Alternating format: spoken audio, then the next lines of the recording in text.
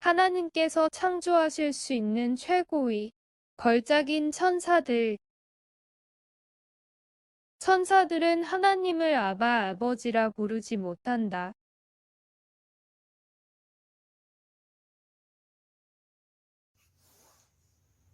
안녕하세요. 오늘도 예수님의 이름으로 하나님의 말씀을 가지고 교제할 수 있는 귀한 시간을 주셔서 감사를 드립니다. 오늘은 하나님께서 천사를 지으신 목적에 대해서 함께 말씀으로 교제 나누어 보도록 하겠습니다. 천사는 하나님께서 지으신 피조물들 중에 가장 으뜸으로 지음받은 존재라고 성경은 말씀을 하고 있습니다. 천사라고 하는 뜻은 하나님께로부터 보내심을 받은 자라는 뜻을 가지고 있죠. 성경 말씀을 보도록 하겠습니다.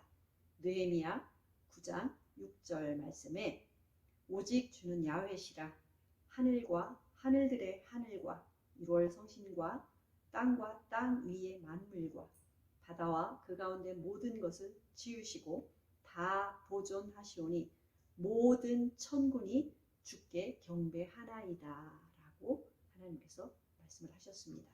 첫째로 하나님을 경배하기 위해서 하나님께서 천사를 지으셨다라고 말씀을 하고 있습니다.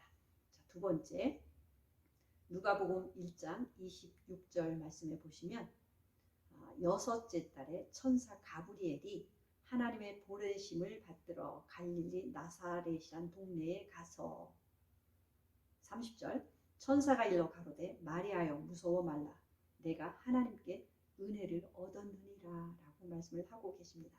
하나님께서 천사를 마리아에게 보낸 일입니다. 그래서 천사는 하나님의 심부름꾼이기도 하구나라고 하는 것을 알 수가 있어요. 그래서 하나님의 심부름을 하기 위해서 천사를 지으셨구나라고 하는 것도 이해를 하면 좋겠습니다. 세 번째 시편 34편 7절 말씀에 야훼 사자가 주를 경외하는 자를 불러 진치고 저희를 건지시는도다 라고 말씀을 하셨어요. 하나님을 경외하고 섬기는 자들을 위해서 위험할 때 그를 지키고 건지시기 위해서 하나님께서 천사들을 지으셨다라고 말씀을 하고 있습니다. 자, 이번에는 하나님께서 위기에 처했을 때 천사가 구해준 사건을 한번 보도록 하겠는데요. 사도행전 12장 7절 말씀 보겠어요. 호련히 주의 사자가 곁에 섬에 옥중에 광채가 조용하며 또 베드로의 옆구리를 쳐 깨워 가로되 급히 일어나라 하니 쇠사슬이 그 손에서 벗어진지라. 천사가 가로되 띠를 띠고 신을 들매라 하거늘 베드로가 그대로 하니 천사가 또 가로되 겉옷을 입고 따라오라 한데 베드로가 나와서 따라갈세 천사의 하는 것이 참인 줄 알지 못하고 환상을 보는가 하니라. 이에 첫째와 둘째 파수를 지나 성으로 통한 쇠문에 이르니 문이 절로 열리는지라. 나와 한 거리를 지나매 천사가 곧 떠나니라 라고 하는 말씀이 기록이 되어 있습니다. 자, 이 사건은 베드로가 복음을 전하다 감옥에 갇혔어요. 그래서 너무 예수님 믿는 사람들을 죽이고 핍박이 심했기 때문에 베드로도 다음날 죽을 수도 있는 아주 위급한 상황에 처해 있었던 겁니다. 그래서 교회는 이 베드로를 하나님께서 구해 주시도록 간절히 기도를 하고 있었습니다. 그때에 하나님께서 천사를 감옥에 보내신 거예요. 감옥에 천사를 보내서 베드로를 깨워서 끌어내는 일을 합니다. 그래서 무사히 감옥에서 베드로를 구출해낸 사건을 기록을 하고 있는 겁니다. 그래서 하나님께서는 천사들을 하나님의 사람들이 위급한 상황에 있을 때 구출하는 일을 하는 것도 천사에게 주신 사명이구나 하는 것을 알 수가 있는 것입니다. 그래서 우리가 눈에는 보이지 않지만 우리가 위급한 상황을 만나거나 힘들 때 천사들이 우리를 돕고 지켜주고 해주는 일을 한다는 것을 이해하면 우리가 더 힘을 얻을 수 있겠습니다. 네 번째 마태복음 18장 10절 말씀해 보시면 삼가 이 소자 중에 하나도 업신여기지 말라. 너희에게 말하노니 저희 천사들이 하늘에 계신 내 아버지의 얼굴을 항상 배움느니라 라고 하는 말씀이 있습니다. 소자라고 하는 말은 작은 자, 심히 작은 자라는 뜻이잖아요. 하나님을 믿는 심히 작은 자라 할지라도 그에게는 천사가 있다라고 하는 거예요. 그 예를 지난번에 공부한 것처럼 나사로가 이 세상에서 거지로 살다가 죽었잖아요. 그가 죽었을 때에 천사에 받들려서 아브라함 품에 들어간 걸 볼 수가 있습니다. 비록 이 땅에서는 거지로 힘들게 살았지만 그를 지켜주던 천사가 있었고 그의 마지막을 받들어서 천사가 나사로를 받들어서 아브라함 품으로 인도한 것을 볼 수가 있습니다. 그래서 아무리 작은 자라 할지라도 천사가 지키고 하나님께 보고하고 있기 때문에 우리는 서로 인간관계에서 사람을 존중하고 사랑하는 것을 우리가 열심히 예수님을 닮아서 배워가면 좋겠습니다. 이번에는 히브리서 1장 4절 말씀도 보겠는데요. 모든 천사들은 부리는 영으로 구원 얻을 후사들을 위하여 섬기라고 보내심이 아니뇨라고 하는 말씀이 있어요.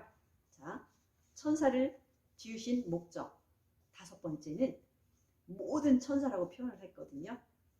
심부름하는 영으로서 모든 천사들은 심부름하는 영으로서 구원 얻을 하나님의 후사들을 위하여 섬기라고 보내심이 아니뇨라고 말씀을 하셨어요. 궁극적인 목적은 천사를 지은 궁극적인 목적은 하나님의 아들들을 섬기라고 보내신 종이다라고 말씀을 하고 있는 것입니다. 그러니까 하나님의 아들들을 위해서 천사를 지으셨다라고 이해해도 되겠습니다. 자, 고린도전서 13장 12절 말씀도 보겠는데요. 우리가 이제는 거울로 보는 것 같이 희미하나 그때에는 얼굴과 얼굴을 대하여 볼 것이요 이제는 내가 부분적으로 아나 그때에는 주께서 나를 아신 것 같이 내가 온전히 알리라 라고 하는 말씀이 있어요.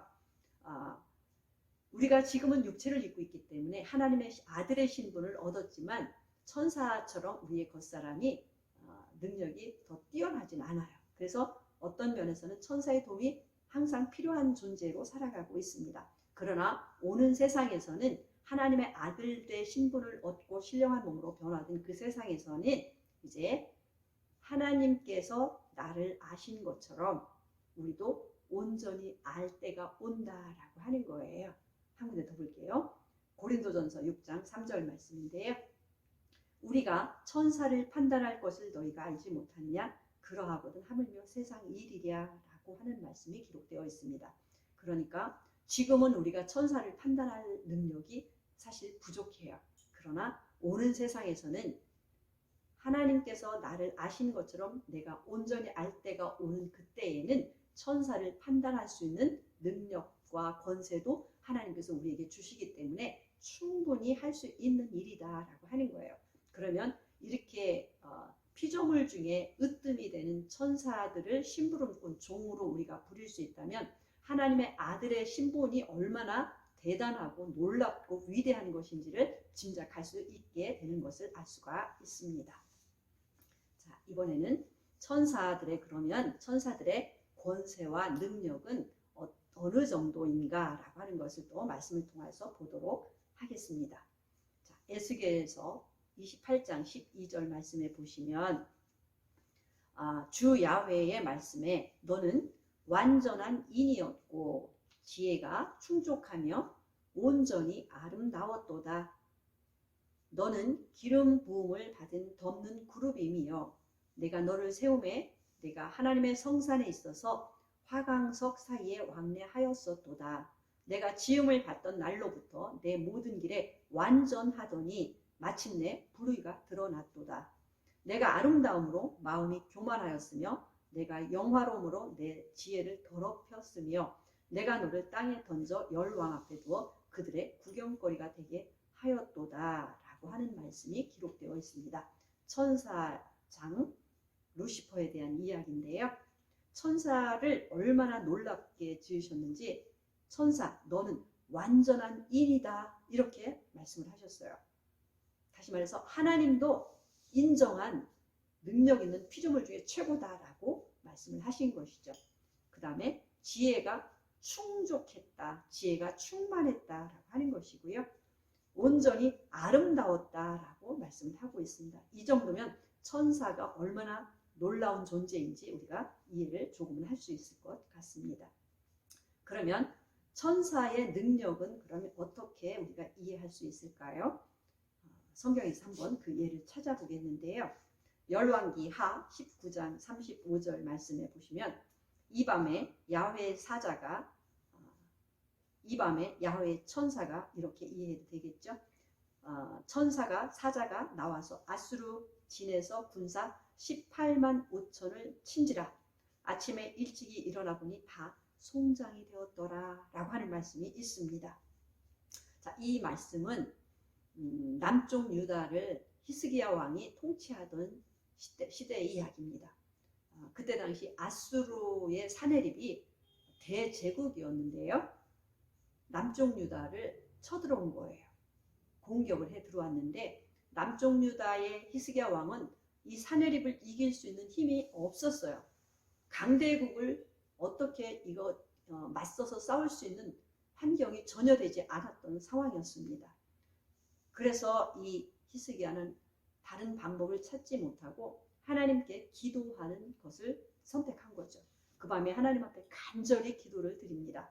그때에 하나님께서 히스기야 왕의 기도를 들으시고 그 밤에 천사 하나를 아수르 군대에 보내어서 아수르 군대의 군인들 중에 18만 5천 명을 그 밤에 다 죽이는 일을 천사가 하는 겁니다.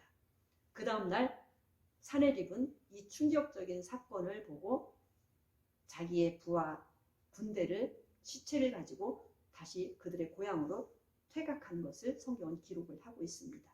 천사 하나를 보냈는데 그 밤에 18만 5천 명을 순식간에 죽이는 일을 할 수 있을 만큼 천사는 능력에도 대단하다라고 하는 것을 이해를 할 수가 있는 것입니다. 자, 그 다음에 히브리서 1장 5절 말씀도 보시겠는데요. 하나님께서 어느 때에 천사 중 누구에게 내가 내 아들이라 오늘날 내가 너를 낳았다 하셨으며 또다시 나는 그에게 아버지가 되고 그는 내게 아들이 되리라 하셨느뇨? 라고 하는 말씀이 있습니다. 하나님께서 피조물 중에 최고의 존재로 천사를 지으셨지만 이 천사를 보고 너는 내 아들이야. 내가 너를 오늘 낳았어. 그리고 너는 나의 아들이 되고 나는 너의 아버지가 될 거야. 라고 하는 말씀을 하신 적이 없다라고 말씀을 하십니다. 자, 한 군데 더 볼게요. 히브리서 2장 5절 말씀에 하나님이 우리의 말한 바 장차 오는 세상을 천사들에게는 복종케 하심이 아니라 오직 누가 어디 증거하여 가로되 사람이 무엇이건대 주께서 저를 생각하시며 인자가 무엇이건대 주께서 저를 권고하시나이까 저를 잠깐 동안 천사보다 못하게 하시며 영광과 존귀로 관씌우시며 라고 말씀하셨어요. 하나님께서 오는 세상에 새하늘과 새 땅이 언젠간 도래한다고 말씀을 배웠어요. 오는 세상에서 천사들이 주인공이 되는 것이 아니라 천사들에게 모든 것들이 복종하는 세상이 아니라 오직 하나님의 아들들이 주인공이 되어서 오는 세상에서 왕 노릇을 할 때에 천사들은 그 하나님의 아들들의 심부름꾼으로 종으로 섬기라고 보내신 것이다 라고 말씀을 하고 계시는 것입니다. 그래서 권세와 능력이 뛰어나다 할지라도 그것보다는 약할지라도 하나님을 경외하고 하나님의 형상과 영광으로 지음받은 사람에게 하나님은 관심이 있으시고 사람을 존귀하게 높이시며 그를 하나님의 아들로 대우하시는 일을 하신다라고 하는 것을 성경은 말씀을 하고 있는 것입니다. 자, 정리해 보겠는데요. 첫째, 천사를 지으신 목적. 하나님을 경배하기 위하여 천사를 지으셨다라고 말씀을 하셨습니다. 두 번째, 하나님의 심부름꾼으로 사용하기 위하여. 세 번째, 하나님을 경외하는 자들을 위험에서부터 구출하기 위하여. 네 번째, 지극히 작은 자라 할지라도 하나님을 경외하는 자는 그를 돕는 천사가 늘 함께하고 있다라고 하는 것이죠. 5번, 다섯 번째, 장차 오는 세상에서 구원 얻을 후사들을 섬기기 위한 종으로 하나님께서 천사를 지으셨다라고 말씀을 하고 있습니다. 그래서 비록 지금은 천사보다 우리가 육체적으로 약하지만 하나님께서 오는 세상에, 새로운 세상에서는 하나님의 아들들을 왕으로 대우하시고 그 다음에 심부름꾼으로 천사들을 부리게 하는 이런 아름다운 계획을 하나님께서 가지고 계신 것입니다. 이 하나님의 계획에 우리를 부르시고 인도하고 계시고 이끌어가고 계시기 때문에 이 일로 인해서도 하나님께 감사를 드립니다. 아멘.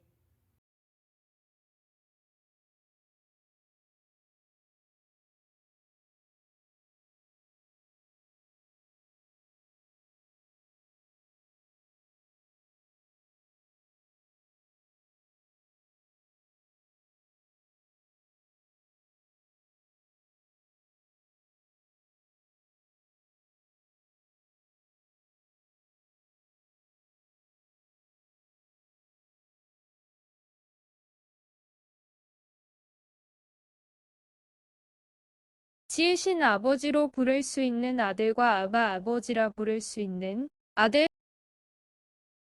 사람은 잠깐 동안만 천사보다 못하게 지으셨다.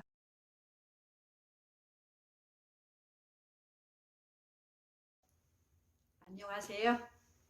오늘은 하나님을 아버지라 부르는 이들이 누구인가 라는 주제를 가지고 함께 말씀을 나눠보도록 하겠습니다. 말라기 2장 10절 말씀에 우리는 한 아버지를 가지지 아니하였느냐? 한 하나님의 지으신 바가 아니냐? 어찌하여 우리 각 사람이 자기 형제에게 괴사를 행하여 우리 열조의 언약을 욕되게 하느냐라고 하는 말씀 중에서 우리는 한 아버지를 가졌다, 한 하나님의 지으신 바가 되었다라고 말씀을 하고 계십니다. 그러니까 하나님께로부터 지음받은 존재가 있는데 그들이 하나님을 아버지라고 부르는구나 라고 하는 것을 우리가 이해를 할 수가 있습니다. 이사야 64장 8절 말씀도 보시겠는데요.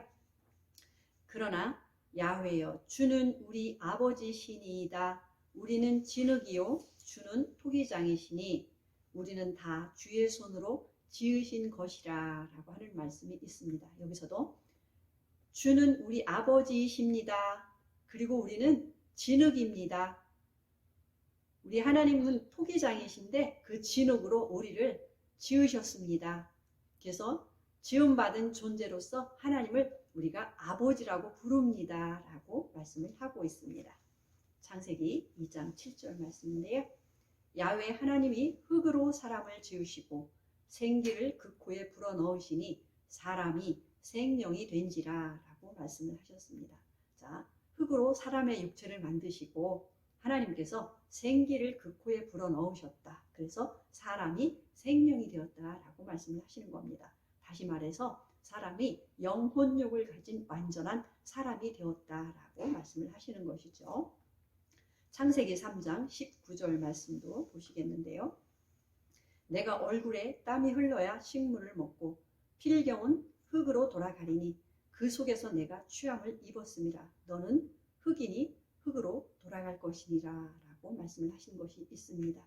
자, 이 말씀에서도 사람을 흙으로 지으셨는데 그 흙이 범죄하고 난 후에는 이제 죽음을 맞게 되는데요. 그래서 육체는 흙으로 지음을 받았기 때문에 흙의 우리 육체의 고향인 흙으로 돌아가고 그 영은 어디론가 돌아간다라고 말씀을 하고 있는 것입니다. 그래서 사람을 하나님께서 흙으로 지으시고 그 지으신 그 존재들이 하나님을 아버지라고 부를 수 있게 하나님께서 허락하셨구나라고 하는 것을 알 수가 있습니다. 두 번째로는 말씀으로 지으신 아들들이 있다고 성경은 말씀을 하고 계십니다. 자, 이 말씀은 지난번에 조금 언급한 내용인데요. 그래도 한 번 더 보도록 하겠습니다. 욥기 1장 6절 말씀. 하루는 하나님의 아들들이 와서 야훼 앞에 섰고 사단도 그들 가운데 왔는지라 라고 말씀을 하고 있어요. 자, 여기서 하나님의 아들들이 이렇게 표현했죠. 자, 이 말씀을 천사들을 하나님의 아들들이라고 부르신다라고 말씀을 드린 적이 있습니다. 욥기 38장 7절에도요. 그때에 새벽 별들이 함께 노래하며 하나님의 아들들이 다 기쁘게 소리하였다라고 했거든요. 자, 여기서 새벽 별들, 하나님의 아들들, 이 지칭은 다 천사들을 이야기하는 것인데요. 이 천사들이 하나님을 보고 아버지라고 부를 수 있다라고 하는 겁니다. 창세기 6장 1절도 보겠는데요. 사람이 땅 위에 번성하기 시작할 때에 그들에게서 딸들이 나니 하나님의 아들들이 사람의 딸들의 아름다움을 보고 자기들의 좋아하는 모든 자로 아내를 삼는지라 라고 말씀을 하고 있어요.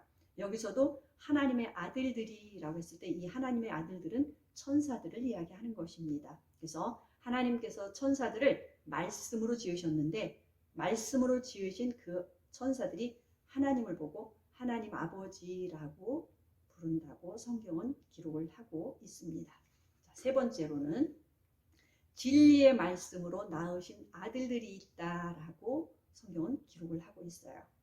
자, 야고보서 1장 18절 말씀인데요.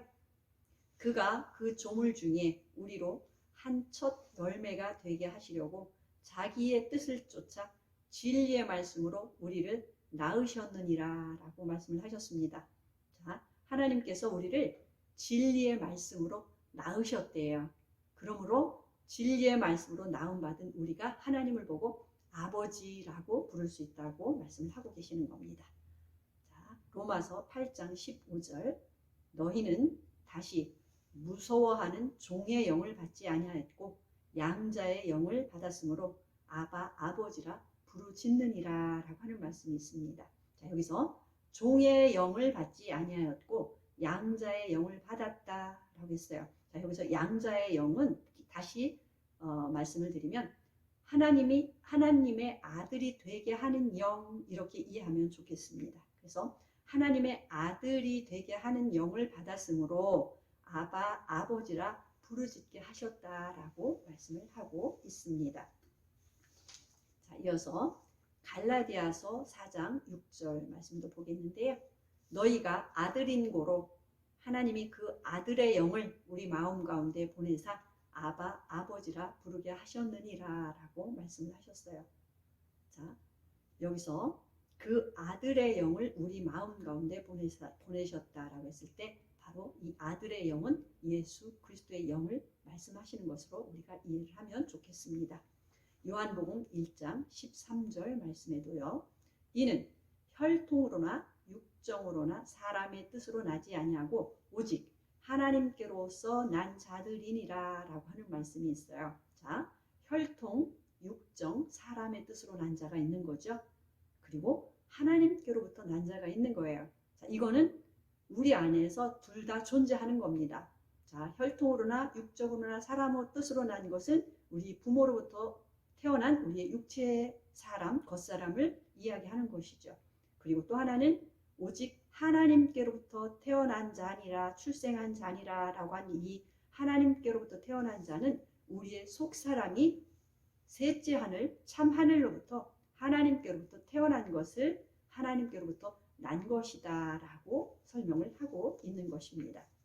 그래서 우리의 속사람은 하나님을 나를 낳아주신 하나님 아버지라고 부를 수 있지만 우리의 겉사람은 육체로 난 우리 부모님한테 아버지라고 부를 수 있는 것입니다. 그래서 우리는 아버지가 땅의 아버지, 하늘의 아버지가 구분해서 두 분이 계시다고 하는 것을 이해할 수가 있겠습니다.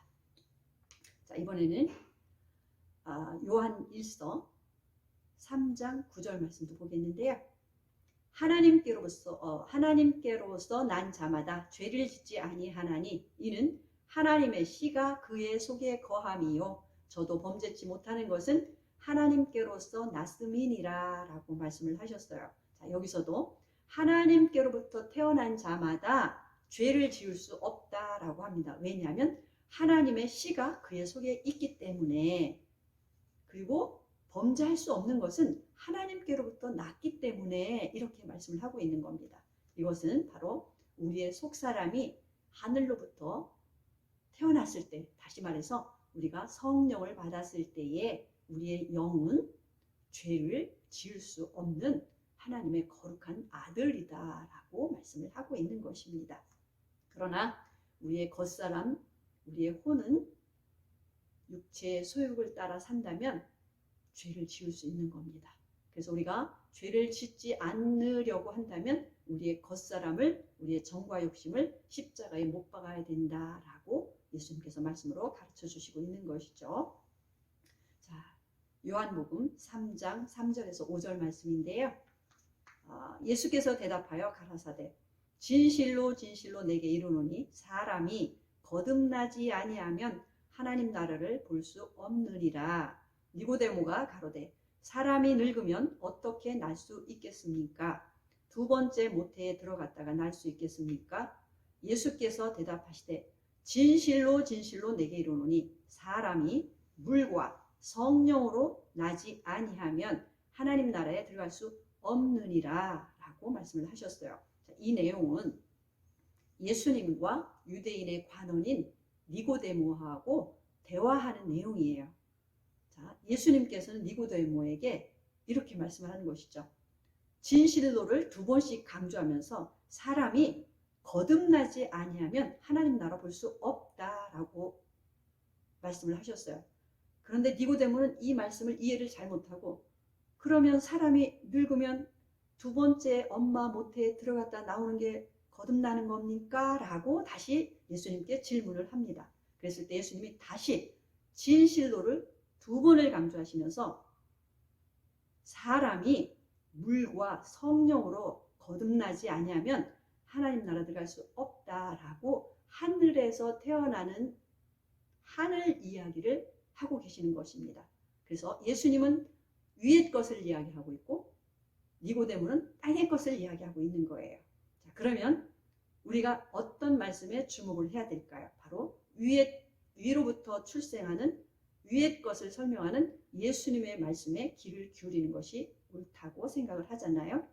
그럼 예수님 말씀 중에서 사람이 거듭나지 아니하면 했을 때 이 거듭나지라고 하는 말은 헬라어로 아노덴이라고 합니다.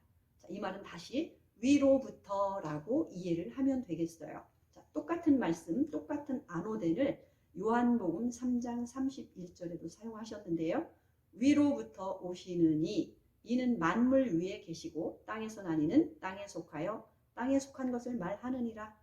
하늘로서 오시는 이는 만물 위에 계시나니 라고 말씀을 했거든요. 자, 여기서 위로부터가 거듭나지 아니하면 이 단어가 똑같은 아노덴이라고 하는 거예요. 그래서 우리가 이 땅에서 윤리적으로 도덕적으로 잘 산다고 해서 하나님을 아버지라고 부르는 것이 아니라 위로부터 하나님께로부터 우리의 죽었던 속사람이 다시 태어나서 부활하는 경험을 할 때 그때 비로소 진리의 말씀으로 하나님께서 우리를 낳으셨다라고 표현하는 것이고 낳음을 받은 우리가 하나님을 아버지라고 부른다고 말씀을 하고 있는 것입니다. 그 예를 아브라함 가정을 통하여서 들을 수가 있는데요. 아브라함에게 자녀들이 여러 명 있어요. 세 부류의 자녀들이 아들들이 있는데요. 첫째는 다메섹에서 데려다 키운 엘리에셀이 있고요. 두 번째는 하갈을 통하여서 출생한 이스마엘이 있습니다. 그 다음에 세 번째로는 약속을 따라서 본처 사라에게서 태어난 이삭이 있어요. 이 세 아들들이 다 아브라함을 보고 아버지라고 부르는 것이죠. 그러나 이들 중에 정말 아브라함의 아들로서 상속권과 후사로서의 자격을 갖춘 자는 바로 약속을 따라서 난 이삭이 된 것처럼 우리도 하나님의 말씀을 따라서 하나님의 말씀의 약속을 따라서 셋째 하늘로부터 위로부터 우리의 영이 다시 태어나서 출생한 경험이 있고 그리고 출생한 그 영이 하나님을 아버지라고 부르는 것이 중요하다라고 하는 것을 알 수가 있습니다. 정리해 보겠습니다. 첫째는 하나님께서 흙으로 지음받은 아담과 그의 후손들을 하나님을 아버지라고 부른다고 말씀을 하셨습니다. 그리고 천사들을 하나님께서 아들이라고 부르셨습니다. 그 다음에 진리의 말씀으로 낳은 셋째 하늘로부터 출생한 하나님의 사람들을 하나님께서 아들이라고 말씀하셨습니다. 그래서 저와 여러분은 하나님을 합법적으로 하나님께로부터 태어나서 하나님을 아버지라고 부를 수 있는 자격을 가지고 하나님을 섬길 수 있는 은혜를 주신 하나님께 감사를 드립니다. 이어서 네 번째 이제 하나님의 아들에 대해서 말씀을 드리겠는데요. 다음에 말씀을 드리도록 하겠습니다.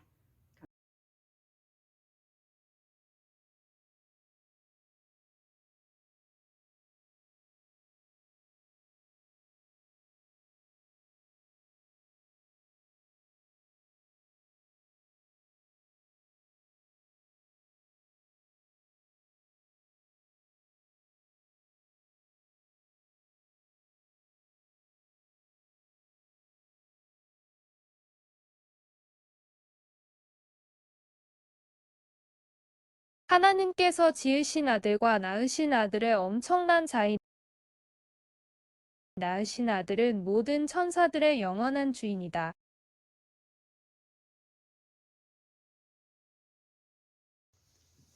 안녕하세요.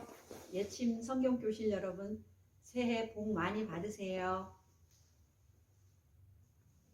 오늘은 하나님께서 낳으신 아들이 누구신가에 대해서 알아보도록 하겠습니다. 골로새서 1장 14절 15절 말씀. 그 아들 안에서 우리가 구속 곧 죄 사함을 얻었도다. 그는 보이지 아니하시는 하나님의 형상이요 모든 창조물보다 먼저 나신 자니 라고 하는 말씀이 있습니다. 여기서 그는 했을 때 하나님이 낳으신 아들 예수님을 말씀하시는 것이고요. 그 예수님은 보이지 아니하시는 하나님의 형상이요 모든 창조물보다 먼저 나셨다라고 말씀하셨어요. 자, 모든 창조물보다 먼저 나신 자 하나님의 아들 예수님 이렇게 이해를 하고 계시고요. 17절에도 보시면 또한 그가 만물보다 먼저 계시고 만물이 그 안에 함께 섰느니라 라고 말씀하셨어요.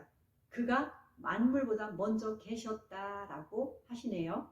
그러면 예수님은 하나님께서 낳으신 하나님의 아들 예수님은 모든 창조물보다 먼저 나신 자, 모든 창조물보다 먼저 계신 자라고 이해하면 되겠습니다. 스스로 계신 하나님께서 시간과 공간을 지으시기 전에 우주 만물을 창조하시기 전에 가장 먼저 하신 것이 하나님의 아들을 낳으신 것이다 라고 이해를 하면 되겠습니다. 히브리서 1장 2절 말씀. 이 모든 날 마지막에 아들로 우리에게 말씀하셨으니 이 아들을 만유의 후사로 세우시고 또 저로 말미암아 모든 세계를 지으셨느니라. 이는 하나님의 영광의 광채시요 그 본체의 형상이시라. 그의 능력의 말씀으로 만물을 붙드시며 죄를 정결케 하는 일을 하시고 높은 곳에 계신 위엄의 우편에 앉으셨느니라 라고 말씀하셨어요. 자, 그러면 창세전에 낳으신 하나님의 아들은 어떤 모습일까 라고 생각할 때에 히브리 기자는 하나님의 영광의 광채시요 그 본체의 형상이다 라고 말씀을 하셨어요. 그러니까 하나님의 아들은 대단히 놀랍고 영광스러운 분임이 틀림이 없는 것을 우리가 짐작할 수가 있는 것입니다. 자, 고린도전서 15장 47절 말씀. 첫사람은 땅에서 났으니 흙에 속한 자이거니와 둘째 사람은 하늘에서 나셨느니라. 무릇 흙에 속한 자는 저 흙에 속한 자들과 같고 무릇 하늘에 속한 자는 저 하늘에 속한 자들과 같으니 우리가 흙에 속한 자의 형상을 입은 것 같이 또한 하늘에 속한 자의 형상을 입으리라 라고 하는 말씀이 있는데요. 여기서 첫사람은 땅에서 났으니 했을 때 이 첫사람은 아담이죠. 둘째 사람은 하늘에서 나셨다라고 하셨을 때 이 둘째 사람은 창세전에 낳으신 하나님의 아들 예수님, 이렇게 우리는 이해를 할 수가 있습니다. 자, 첫 사람은 땅에서 났고 둘째 사람은 하늘에서 났다. 이렇게 간단하게 이해를 하시면 되겠어요. 자, 요한복음 8장 23절 말씀도 보겠습니다. 예수께서 가라사대 너희는 아래에서 났고 나는 위에서 났으며 너희는 이 세상에 속하였고 나는 이 세상에 속하지 아니하였느니라 라고 말씀하셨어요. 예수님께서 유대인들하고 변론하는 가운데서 하신 말씀인데요. 너희는 아래에서 났다. 나는 위에서 났어. 이렇게 말씀하셨어요. 예수님께서 직접 하신 말씀이거든요. 그러면 위에서 났다는 말씀이 무엇일까요? 바로 창세전에 셋째 하늘에서 하나님께로부터 태어난 그 이야기를 하고 있는 것을 알 수가 있습니다. 자, 요한복음 3장 31절 말씀도 보시겠는데요. 위로부터 오시는 이는 만물 위에 계시고 땅에서 난 이는 땅에 속하여 땅에 속한 것을 말하느니라. 하늘로서 오시는 이는 만물 위에 계시나니 라고 말씀하셨어요. 여기서도 위로부터 오시느니 하늘로부터 오시느니 했는데요. 이게 다 뭐죠? 바로 하나님의 아들 예수님은 어디서부터 왔다? 하늘로부터 왔다. 위로부터 왔다. 셋째 하늘로부터 왔다. 이렇게 말씀을 계속 하고 계시는 겁니다. 자, 이번에는 요한복음 7장 28절 말씀도 보겠습니다. 예수께서 성전에서 가르치시며 외쳐 가라사대 너희가 나를 알고 내가 어디서 온 것도 알거니와 내가 스스로 온 것이 아니로라. 나를 보내신 이는 참이시니 너희는 그를 알지 못하나 나는 아노니 이는 내가 그에게서 났고 그가 나를 보내셨음이니라 라고 말씀하셨어요. 여기서 예수님이 직접 말씀하셨어요. 내가 하나님께로 났고 하나님이 나를 보내셨다라고 말씀을 하시는 거예요. 다른 표현으로 말하면 우리 아버지가 나를 이 세상에 보내셨어. 그리고 나는 그 하나님 아버지로부터 난 자야. 이렇게 말씀을 직접 예수님께서 하고 계시는 겁니다. 요한복음 3장 16절 말씀도 보시겠어요. 하나님이 세상을 이처럼 사랑하사 독생자를 주셨으니 이는 저를 믿는 자마다 멸망치 않고 영생을 얻게 하려 하심이니라 라고 말씀하셨어요. 예수님께서 자기를 독생자라고 말씀하셨어요. 하나님께서 이 세상을 사랑하셔서 하나님의 아들 독생자를 이 세상에 보내셨다라고 말씀을 하십니다. 독생자라고 하는 뜻은 유일하게 태어난 아들이라고 알고 있잖아요. 자, 요한복음 1장 14절 말씀도 보시겠어요? 말씀이 육신이 되어 우리 가운데 거하심에 우리가 그 영광을 보니 아버지의 독생자의 영광이요 은혜와 진리가 충만하더라 라고 말씀하셨어요. 자, 예수님께서 독생자로서 이 땅에 오시게 된 것을 말씀하고 있습니다. 어떻게 오셨느냐 하면 말씀이 육신이 되어서 우리 가운데 오셨다는 겁니다. 다시 말해서 말씀이 육신이 되어서 베들레헴에서 출생하신 마리아의 아들이 되는 것입니다. 그래서 이때까지는 하나님께로부터 나음을 받은 존재는 오직 하나님의 아들 예수님만 계셨습니다. 그러므로 예수님을 독생자라고 부른 것을 알 수가 있습니다. 그리고 하나님의 아들로서 예수님만 계시는 것이 아니라 이제 말씀이 육신이 되어서 마리아의 태를 통해서 출생한 사람의 아들이신 예수님이 또 존재하시는 겁니다. 그래서 예수님의 육신의 부모님은 마리아와 요셉이고요. 예수님의 속사람인 아버지는 하나님이 되시는 거죠. 그래서 하나님 아버지가 예수님이 아버지라고 부르고요.